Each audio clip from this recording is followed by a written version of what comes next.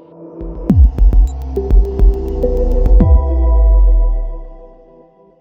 going on, guys? COCarDude here. Just gonna do a quick race review of the Duels at Daytona. I haven't been making very many videos recently, been doing a bunch of other stuff, but figured I'd slap together something tonight based on the reviews that I've seen other people do and how I think I could do one maybe halfway as good as that. So here's my attempt to do it after 2 Bud Lights.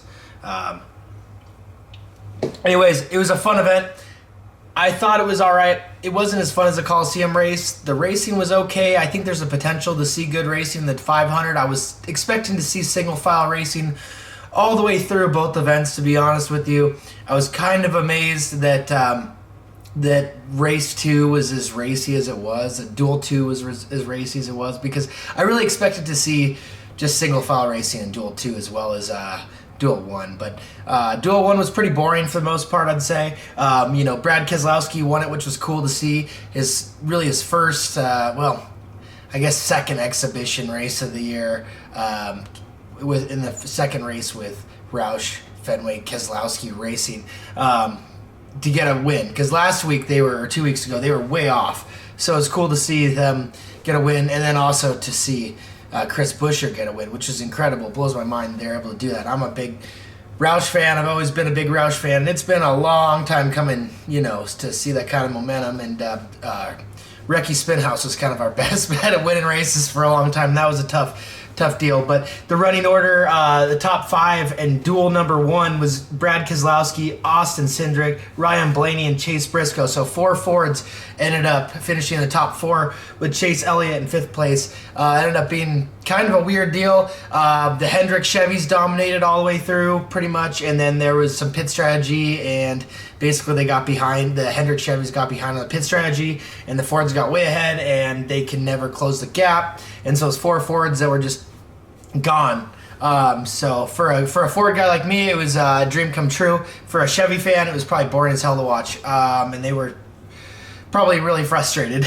But yeah, it was one of those things where Larson was just the class of the field originally in the beginning of the race, and then it just kind of fell off from there. But yeah, then it kind of shifted over to the Fords, and the Fords were dominant.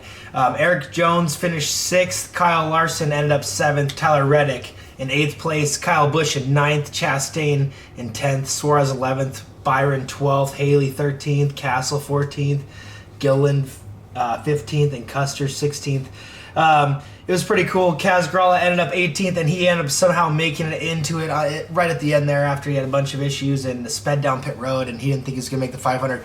Kaz Grala ended up making the 500, which was pretty cool. And, he knocked J.J. Yaley out, and after what J.J. Yaley did to Mark Martin way back, I think it was 2006 or so, I still have a hard time forgiving them for that. So I was glad to see that. And Gregson's obviously in the 500. Duel number 2 was a lot more racy than Duel number 1. Duel number 1 was honestly kind of boring. There seemed to be a high side that was kind of coming in. It seemed to be working pretty well. So that was pretty exciting. And ended up being kind of the same scenario where the Fords ended up out front and nobody could catch them. With Chris Buescher taking the win, Michael McDowell 2nd, Harrison Burton 3rd, Kyle Busch 4th, Christopher Bell was 5th. And you might wonder, well, why didn't I talk about Logano? Well, Logano's done the same damn thing he does every time, where he blocks way too late and then ends up wadding up the field, but this time he just wadded himself up. To his credit, he actually took full accountability for it and said he screwed up, he made a dumb decision, whatever he said. I don't know the exact quote, but either way, you got to hand it to him. At least he admitted he screwed up. He knew he did, and that's a shame for him. And they're going to a backup car, which really kind of puts him behind. And it's a shame, but he made a big move, and he blocked too late. And he even admitted that himself. So wadded the shit up. The 21 car ended up with some damage, which is really unfortunate. But he's in the show, Harrison Burton. So it was one of those deals where it was pretty wild. He had Martin Truex in 6th. Bubba Wallace 7th, Stenhouse 8th, Logano ended up 9th, even with the wadded up hunk of junk that got towed off. Harvick wasn't that fast in 10th. Then Corey LaJoie 11th, 12th Ty Dillon. Greg Biffle made the field in 13th, which is kind of cool to see.